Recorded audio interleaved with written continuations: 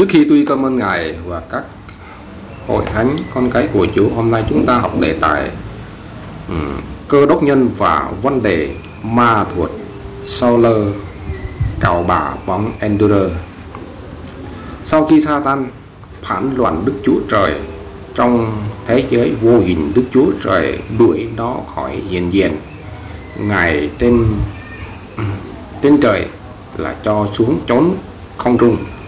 Cái từ đó là Satan trở thành kẻ chống nghịch Đức Chúa Trời, chống nghịch hội thánh và tôi con Chúa. Hiện nay Satan là vua cầm quyền toán trung và cũng là vua chúa của thế gian mờ tối này. Episode chương 2 câu 2, Episode chương 6 câu 12. Satan đã thành chứng thấy lực tối tăm và tội ác của nó ra trên thế gian này một cách mạnh mẽ và đã bắt lấy vô số linh hồn người ta phải thở lại, làm nô lệ lại cho nó lại xưa này.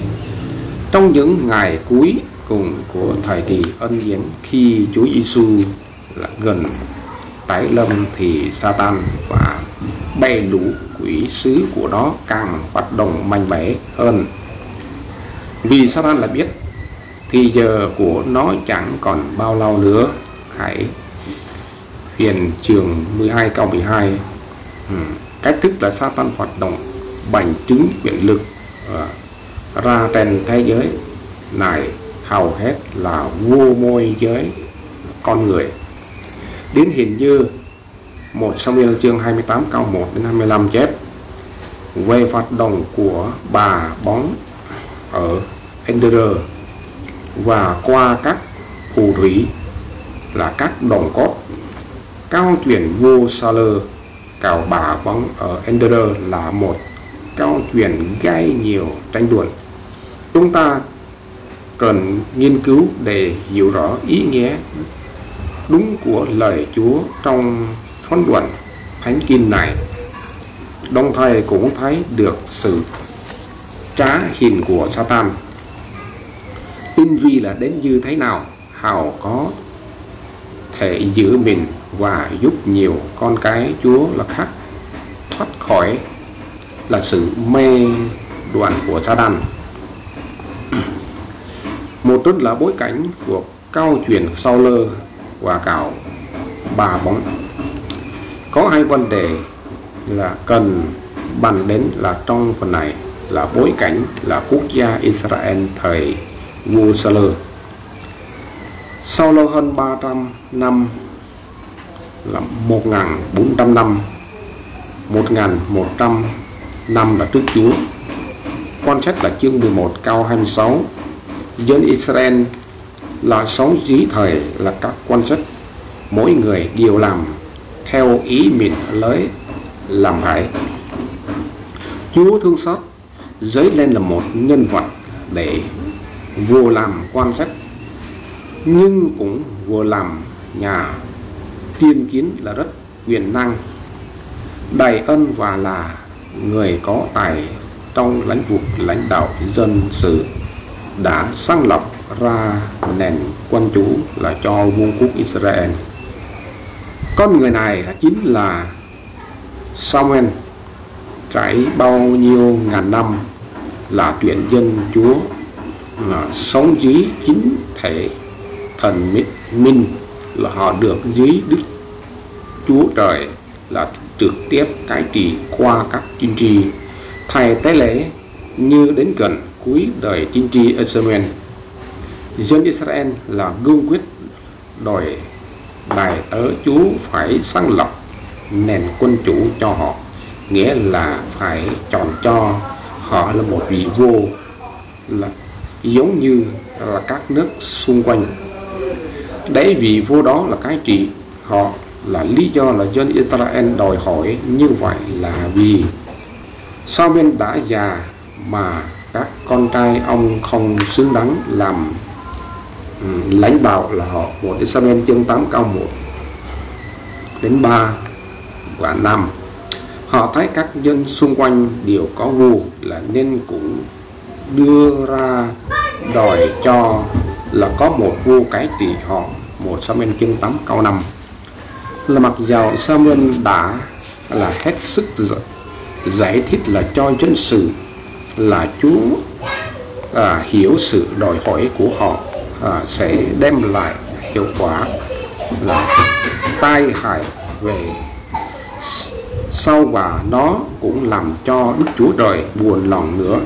Nhưng dân Israel nhất quyết đòi hỏi là nên an ủi Israel và bảo đại tớ Ngài cứ làm theo ý muốn họ. Thấy là Israel đã theo sự hướng dẫn của Chúa đi sức dầu là cho Saul làm đệ nhất quan vương của vương quốc Israel.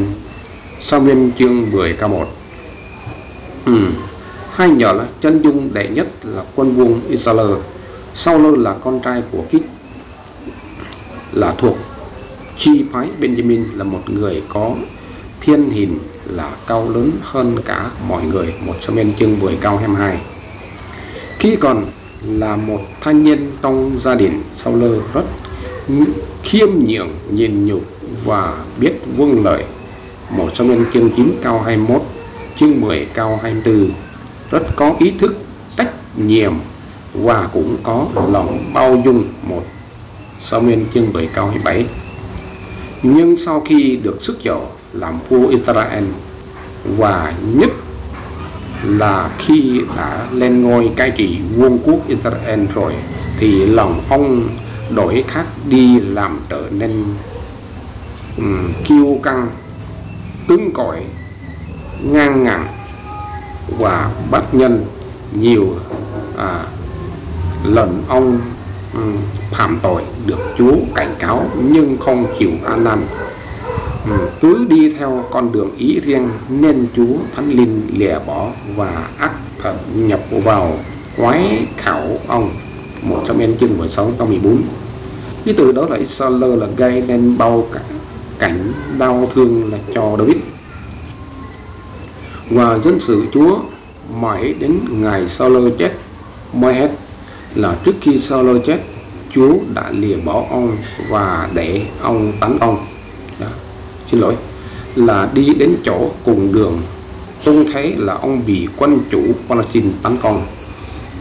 Trong khi đó, tề tớ Chúa là cai trị Sa-muel đã qua đời, không còn ai là cầu hỏi ý là Chúa giúp ông là một người có thể giúp vua được là David.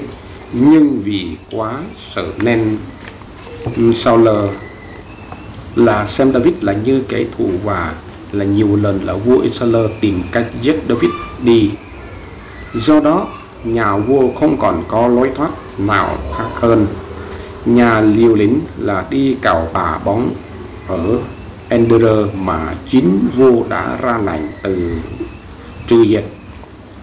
Đấy rồi phạm tội là trong trước mặt Chúa và phải nhận lấy một kết cuộc bị thẩm.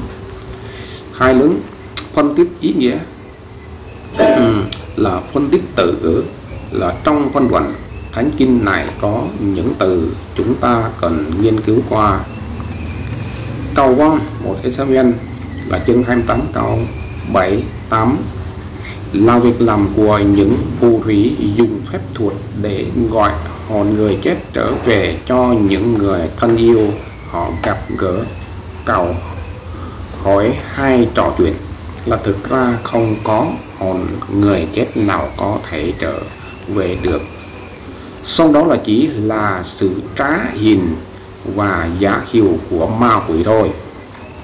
Đông cốt 1 Sa-muel chương 28 câu 3 câu 9 là các phù thủy thường dùng là một người làm cốt để qua đó họ gọi hồn người chết, vì nhập vào người làm cốt đó mà nói ra mọi điều. Nhưng thực sự cũng không có người chết nào trở về lại nhập vào người làm cốt này ngoài ra ma quỷ. Tà thuật 1 Sa-muel chương 28 câu 9 dùng phép thuật của ma quỷ làm nhiều việc là kể cả các dấu dị phép lạ. Công việc này có liên quan đến các trò như ma thuật, là quỷ thuật, phù phép. Thánh Kinh Tân Ước có dùng một số từ ngữ để mô tả công việc này của Satan như sau.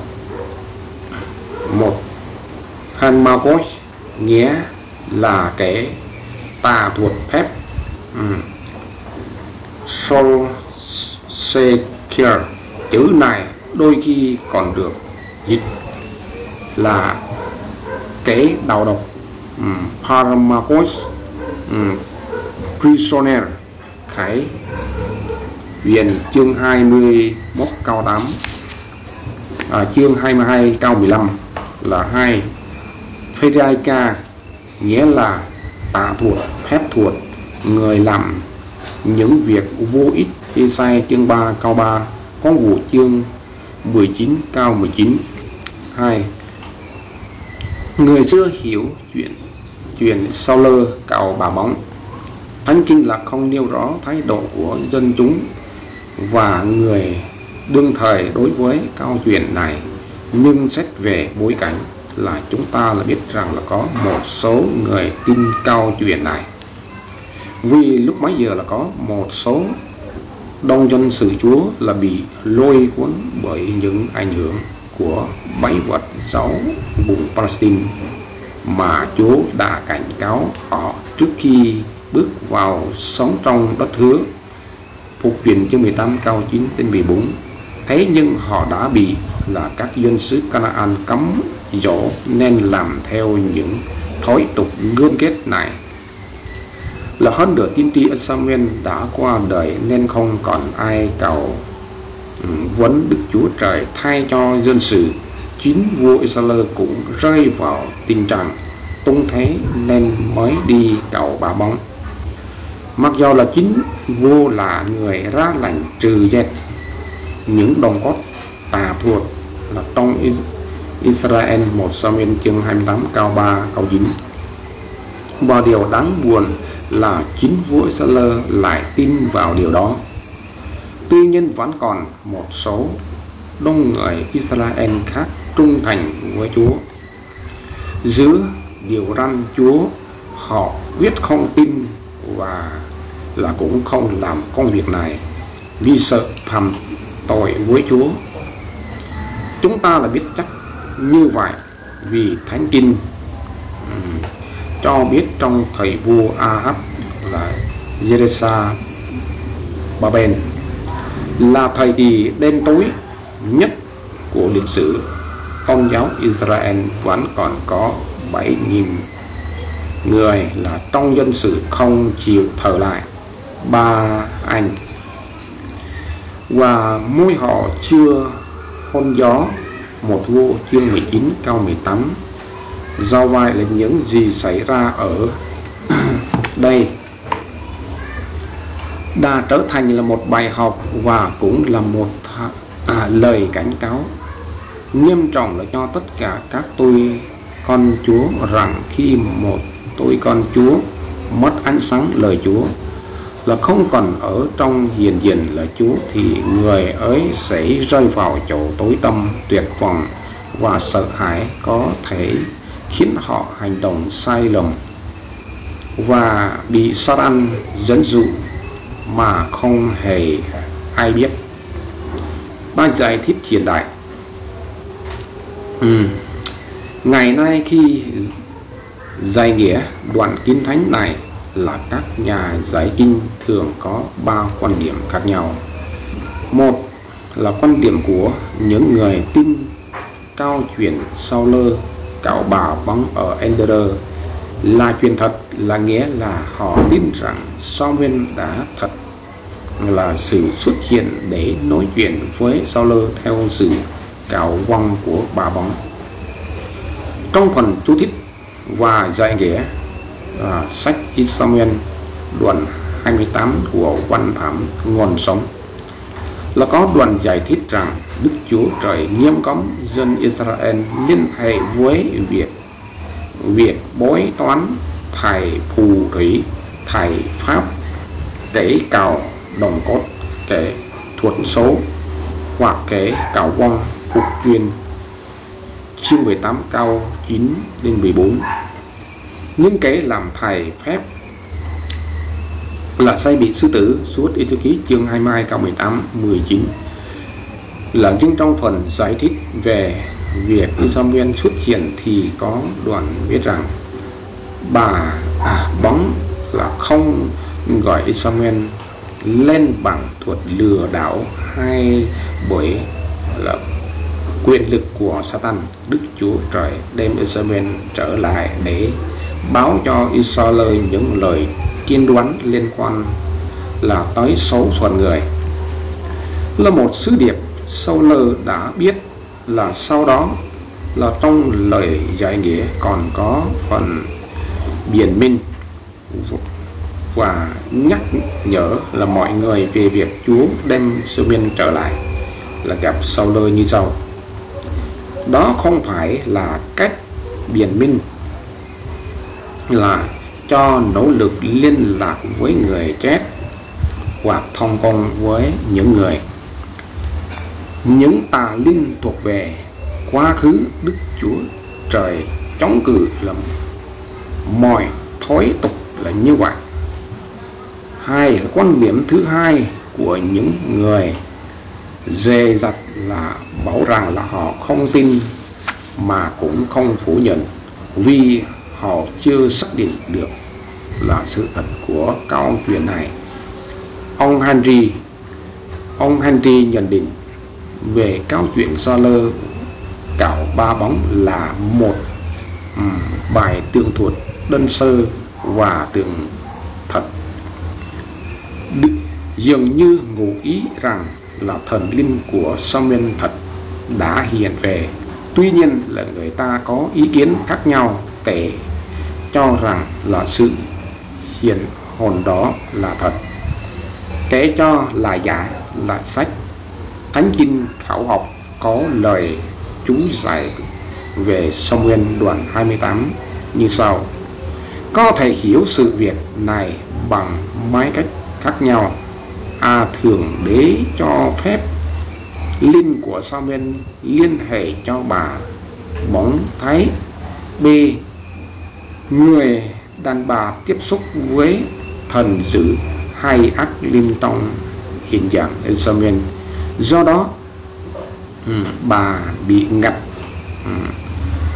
hoặc bị kiểm soát là xây bằng cách dùng năng lực bắn tâm lý như cảm từ xa hoặc khả năng thấy được cái vô hình. Ba quan điểm thứ ba của nhiều nhà khảo giải kinh là cho rằng là câu chuyện Saul cạo bà bóng ở Ender chỉ là trò lừa bịp trái hình của Satan để làm hại vua Israel. Gia đình vua và nhiều con cái Chúa chưa hiểu được bản chất xóa quyệt của nó thôi. Trong quyển New Commentary có lời bình giải về câu chuyện Israel và cạo bà bóng rất chính xác như sau: điều chắc chắn là trong đoạn kinh thánh này là Đức Chúa Trời không tấn công đông những hoạt động của các đồng bóng. Sự hướng dẫn của Chúa là không bao giờ bị lừa gạt bởi những hoạt động của chúng. Đúng là ý kiến là cá nhân, tôi xin đúc kết là các ý kiến là trên và đồng thời nêu lên ý kiến của cá nhân như sau. Là sự kiện Samuel đã xuất hiện để nói chuyện với Saul và việc Đức Chúa Trời có thể làm được. Nhưng xét về ý nghĩa và nội dung câu chuyện thì chúng ta là thật khó mà tin rằng Đức Chúa Trời là có thể vì sự cầu vong của bà bóng mà cho đầy tớ Chúa xuất hiện được. Nếu như vậy, thấy ra là Đức Chúa Trời là chấp nhận việc đồng cốt và tà thuật hay sau. Nếu giải thích rằng Samuel hiện lên là do quyền phép Đức Chúa Trời chứ không do là bà bóng, vâng, là chúng ta là có thể nghĩ như vậy, là nhưng chắc chắn là không phải ở trong thời điểm bà bóng đang cạo vong. là chúng ta nên nhớ rằng bản chất thánh lành là của Đức Chúa Trời là không bao giờ thay đổi. Là hơn nữa là không có ai đã qua đời mà còn có thể trở lại thế gian này để phán dạy điều gì là cho thế giới người sống. Điều này được xác định là qua ví dụ là Chúa Giêsu kể trong Luca chương 16 câu 19 đến 31. Trong Thánh Kinh là có ghi lại trường hợp Mô-sê và Eli hiện ra với Chúa Giêsu là trên núi Hóa Hình, Ma-thi chương 17. Nhưng đây là những trường hợp đặc biệt là Chúa muốn mặc khải là một vài chân lý có liên quan là đến mô hình biến hóa là hai hàng là cơ đốc nhân là trong thế giới tương lai, chứ không phải họ trở lại thế gian để nói điều gì liên quan là đến sự cứu rỗi hay là một sứ mạng gì đặc biệt. Do đó là họ chỉ xuất hiện để gặp gỡ Chúa Giêsu mà không hề nói một lời nào là với bao vị sứ đồ đang chứng kiến. Vì những gì cần thiết cho con người là thì Chúa đã phán trải qua các tiên tri và nhất là qua Thánh Kinh rồi. Ngoài ra là nếu chúng ta là theo luật văn mạch mà phân tích thì chúng ta sẽ thấy rõ hơn nữa. Văn mạch trực tiếp 1 Sa-muel chương 28 câu 3 sao lơ trừ dệt khỏi xứ những đồng cốt qua những là thải bối và cao chín khẳng định lại một lần nữa.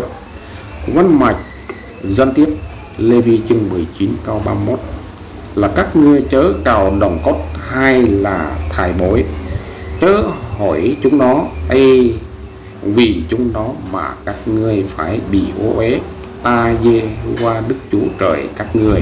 Lê-vi chương 50 câu 7. Khi nào là một người nam hay nữ làm đồng cốt hay là bối khoa thì sẽ bị xử tử.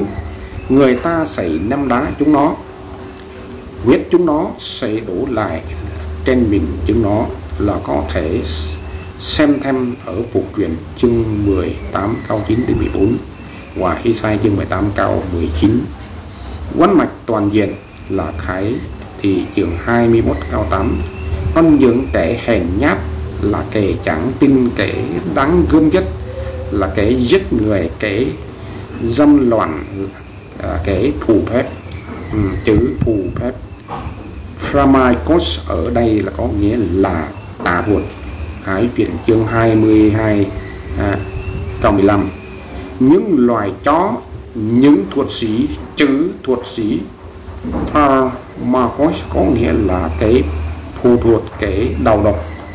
Ngoài ra cũng có thể là xem thêm một số câu khác nữa như Khải Huyền chương 9 câu 21, chương 18 câu 3, công vụ chương 8 câu 8 câu 9 là trong Galati chương 5 câu 10 là có nói là đến những kẻ thờ hiện tượng phù phép. Chữ phù phép này trong nguyên văn và Morcos là có nghĩa là quỷ thuật, tà thuật, là những điều mà là cả Thánh Kinh Cựu và Tân Ước điều nghiêm cấm.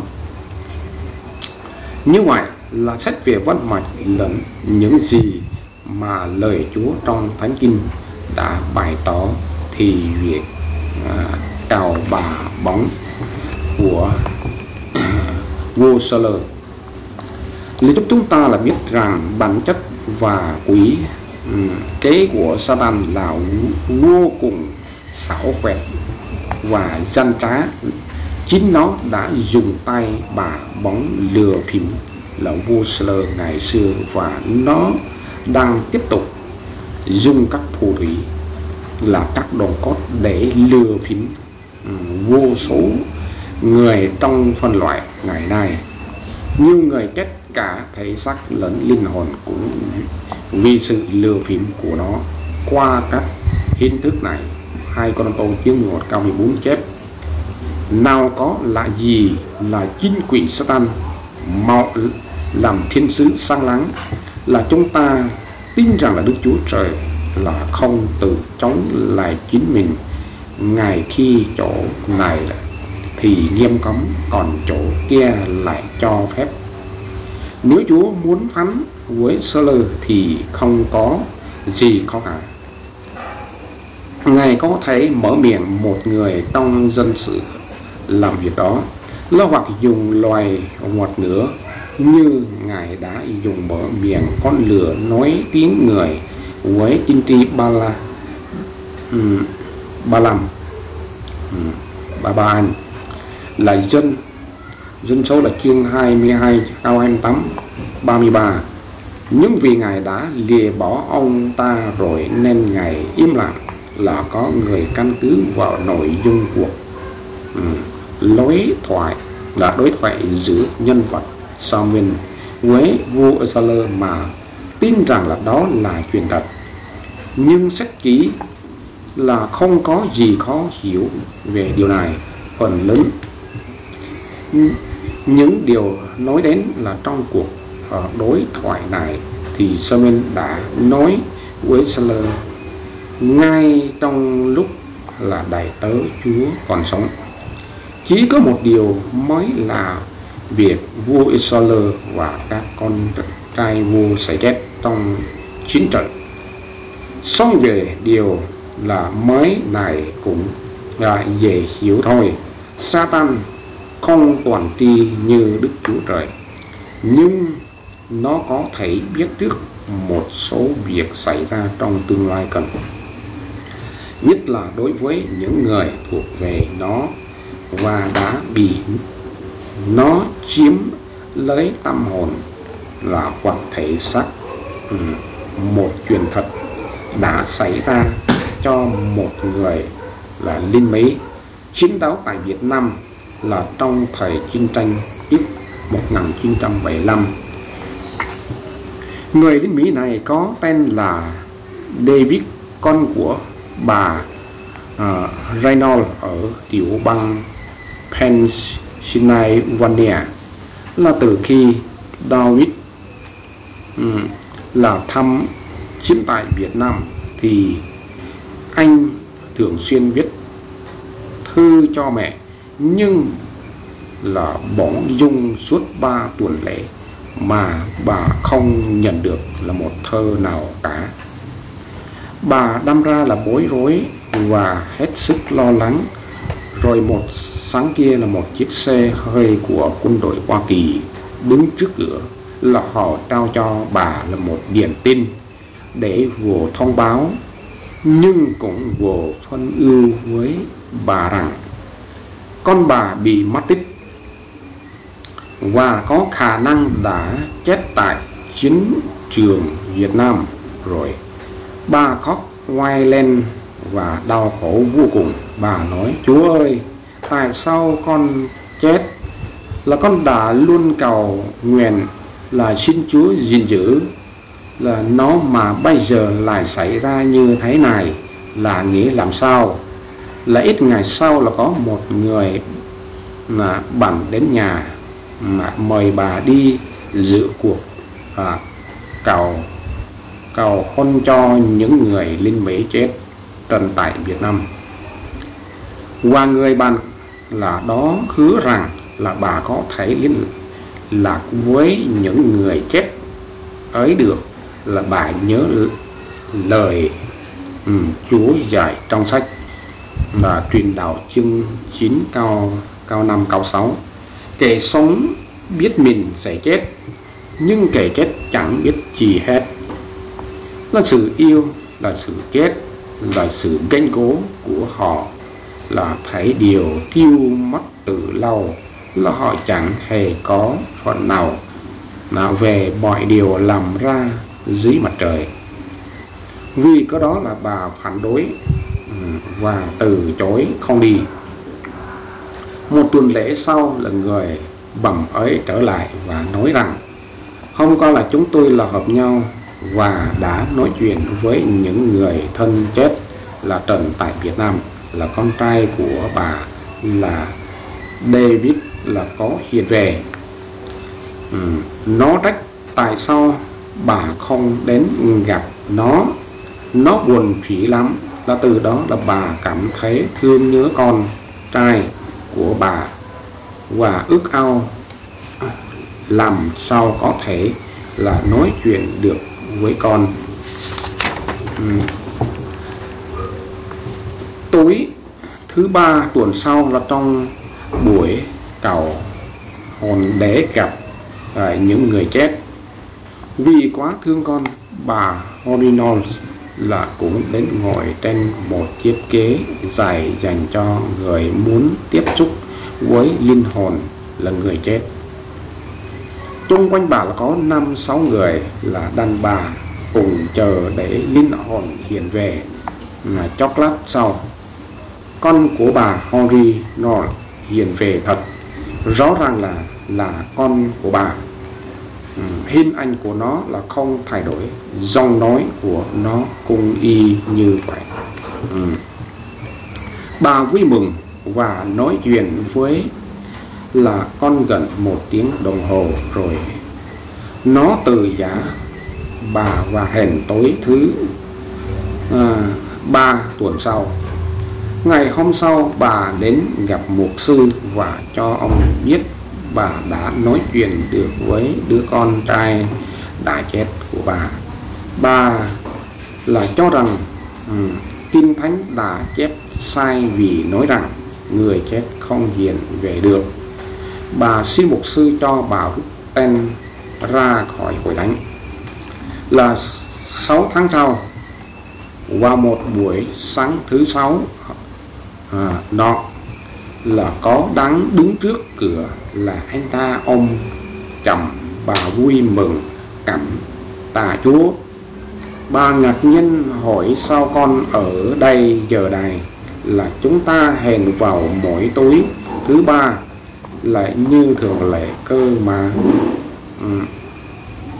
Người con chẳng hiểu gì, là anh ta chỉ nói với mẹ rằng con mới được phép về nhà. Lúc bấy giờ bà mới nhận ra con mình là đang còn sống. Phối kiếm lại, người ta mới biết rằng tin con bà chết là nhầm lẫn, là anh ta chỉ bị mất tích là trong khi bị thương nặng. Là sau đó là đồng đội đã tìm lại được đưa vào bệnh viện. Đã chín ngoài là mặt trận để chữa trị, nên lâu ngày anh không viết thơ cho mẹ được. Là bây giờ là bà Horinol là hồn mới nhận biết mình đã mắc lừa ma quỷ qua trò bịp, là cao hồn của các đồng bọn. Bà hết sức ăn năn với Chúa. Là qua đó là chúng ta là nhận biết là rằng là các cuộc cầu hồn là đồng bóng, tà thuật vân vân là chính là các trò lừa bịp tài tin của Satan.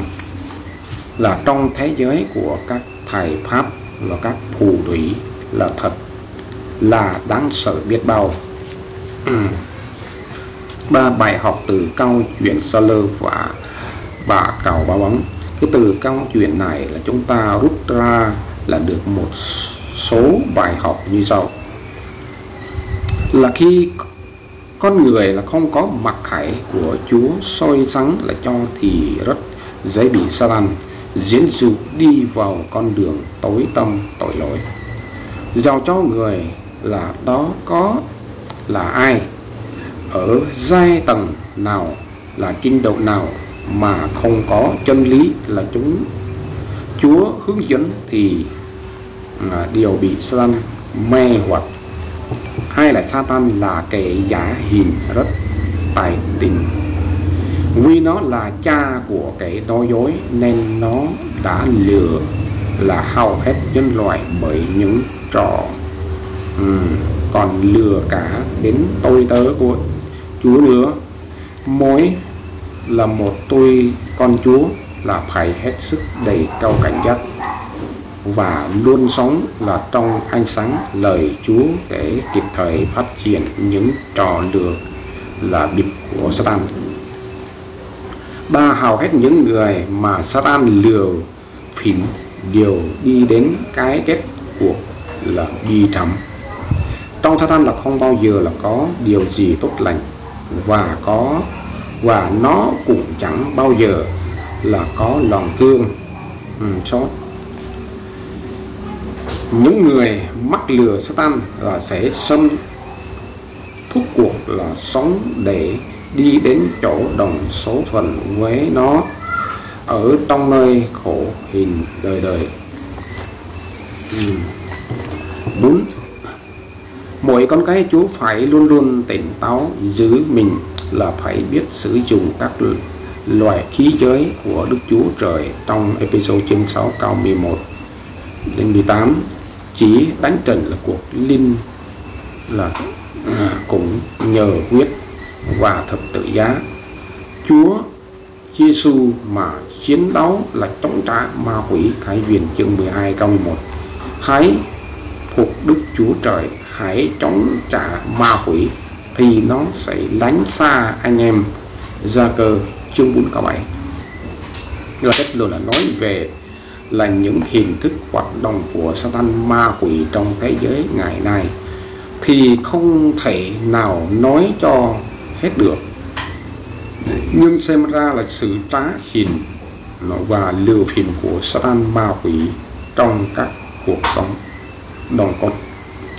Tà thuật và phù phép quả là một trong nhiều hình thức lừa phỉnh là hiệu quả nhất của nó hiện nay, là không chỉ các nước là bên Đông Phương do bị ảnh hưởng nặng là đối với bát vật giáo mà sinh ra mê tín dị đoan, bói khoa, tương số, cầu cơ, lên đồng là song tại là các nước Tây Vương. Tiên kiến sự hoạt động của Satan là trong lĩnh vực này cũng không thua kém gì. Vì vậy là chúng ta là có thể nói hầu hết là nhân loại ngoài Chúa đều đã bị Satan lừa phỉnh bằng chính hình thức này. Tôi con Chúa là còn phải nỗ lực là truyền bá phước âm lời Chúa để mở mắt là cho những người đã và đang mắc lừa ma quỷ hầu sống giải cứu đưa họ về cùng Chúa. Amen. Tôi xin cảm ơn Ngài và các tôi tớ của Chúa là luôn luôn là Chúa phù hộ và các con cái của Chúa. Amen.